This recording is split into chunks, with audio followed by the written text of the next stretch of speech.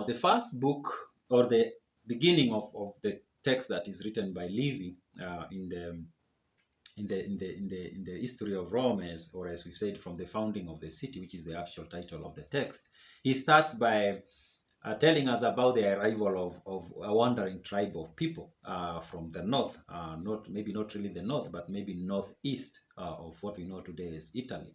And this tribe came led by a guy by the name Aeneas, and Aeneas was the son of Anchises and Venus.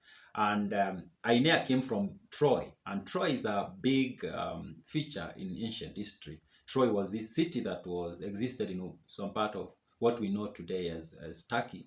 And it was a big city. It was a city that existed for a very long time. In fact, over 5,000 years, the city existed. So that's a very long time. I don't think we have a city today that has been around that long and is still occupied. Maybe Homs, I think, in Syria, but I don't think, maybe it's 3,000 years.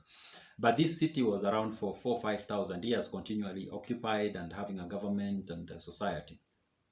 So Aeneas came from that city. At some point, that city was fighting with the Greeks, and the Greeks somehow managed to conquer it and kind of like destroy it. And Aeneas was a prince, I think, and Aeneas and some of his tribesmen or tribespeople had to move out. And they moved out and traveled southwest, maybe that's the accurate way to put it, and they found themselves in what we know today as Italy. And when they reached there were already people living there. There were aborigines, as you can call them. There were indigenous tribes living there. These tribes were not really into a very organized society the way Livy describes it. They were just tribes there, but there were a few that were more organized than the others. And one of those had a king by the name Latinus. And Latinus kind of was able to bring aboard all the other tribes in the land to go face these newcomers who they didn't know who these people were, these strange people coming onto their land. And they brings these aborigine tribes together, and they go face this Aeneas guy with these people. And the story is told that either they fought or they did not fight, but at the end of it, there was an agreement. There was a desire from both sides to have a peace accord or a peace treaty or some form of agreement that they were not going to fight. They were going to come together for the good of both people. And that happened, and in fact, Aeneas and Latinus went ahead to cement their new relationship by Aeneas marrying the daughter of Latinus.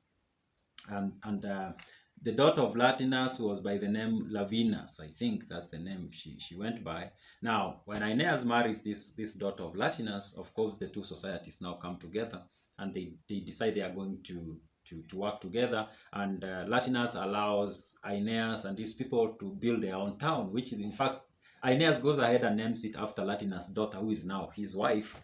They call the town, they end up calling the town Lavinium. And out of that marriage of Aeneas and Lavinus came a line of rulers who ruled the ancient Rome for a while, that area of land. It wasn't yet Rome by that time. But for the next like 40, 50, 60 years, there was this line of leaders who came from the family of Aeneas and Latinus. And they ruled that part of the world for a while before something major happened. Of course, they were fighting the neighboring tribes and things like that. But out of that marriage came a lineage of rulers who ruled what we know today, part of what we know today as Italy, not the entire region.